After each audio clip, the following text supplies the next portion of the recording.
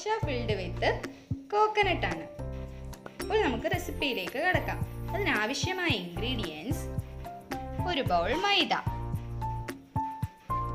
ഒരു ബൗൾ ഈന്തപ്പഴം,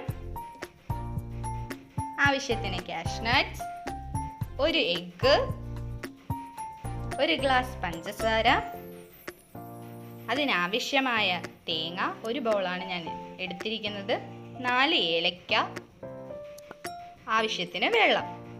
ഇനി നമുക്ക് അതിൻ്റെ ഫില്ലിങ്സ് തയ്യാറാക്കാം. ആദ്യം ഫ്ലെയിം ഓൺ ചെയ്ത് പാൻ ഒന്ന് ചൂടായി വരുമ്പോഴേക്കും നമ്മൾ എടുത്തു വച്ചിരിക്കുന്ന തേങ്ങ ചിരകിയത് അതിലേക്ക് ഇടുക.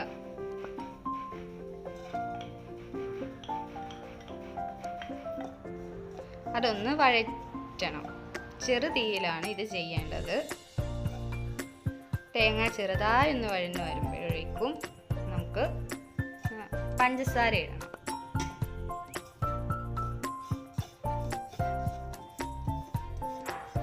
പിന്നെ ഏലക്കായ,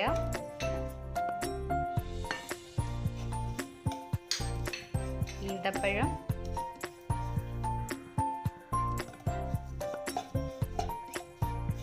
കാഷ്നട്ട്സ്,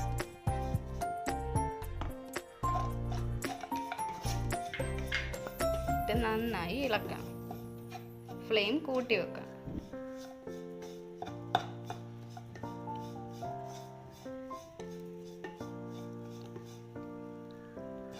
ആ പഞ്ചസാര നന്നായി തേങ്ങയിൽ പിടിച്ചു വരണം. അതുവരെ നമുക്ക് ഈ ഫില്ലിങ്സ് വഴറ്റണം.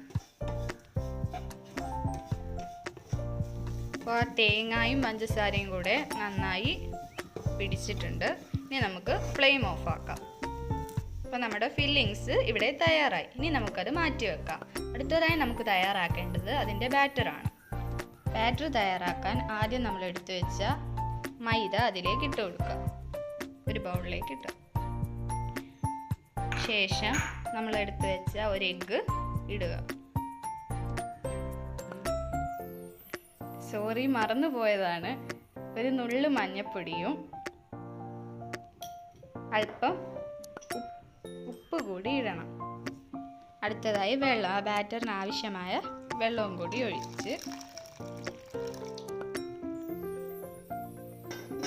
മിക്സ് ചെയ്യുക.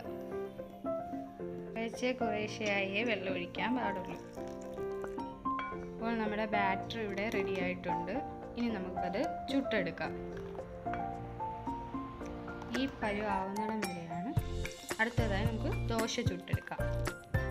ദോശ ചുടാനായി നമ്മൾ പാൻ അടുപ്പിൽ വെച്ചു. പാൻ ചൂടായി വരുമ്പോഴത്തേക്കും ആ ബാറ്റർ ഒഴിച്ചു കൊടുക്കാം.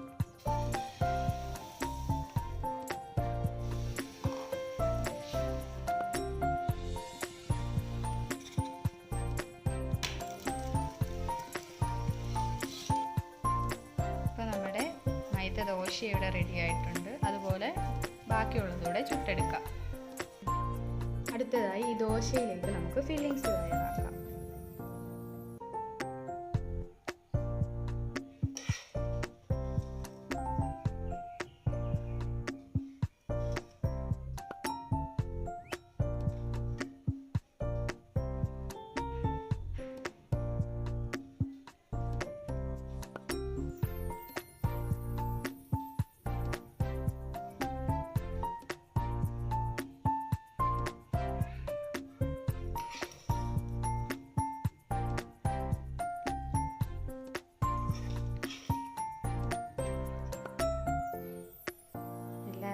വീട്ടിൽ ഇത് ട്രൈ ചെയ്ത് നോക്കണം. എല്ലാവർക്കും ഇഷ്ടപ്പെടും.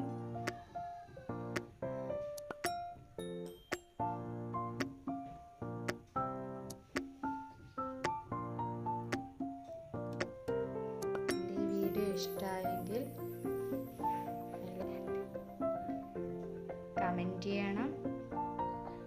ആദ്യമായിട്ടാണ് എൻ്റെ ചാനൽ കാണുന്നതെങ്കിൽ സബ്സ്ക്രൈബ് ചെയ്യണം. താഴെ കാണുന്ന ബെല്ലൈക്കൺ ക്ലിക്ക് ചെയ്യണം.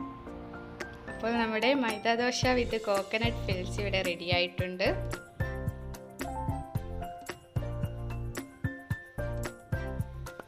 അടുത്തൊരു ചാനലുമായി വരുന്നത് വരെ എല്ലാവർക്കും ടാറ്റാ, ബൈ ബൈ.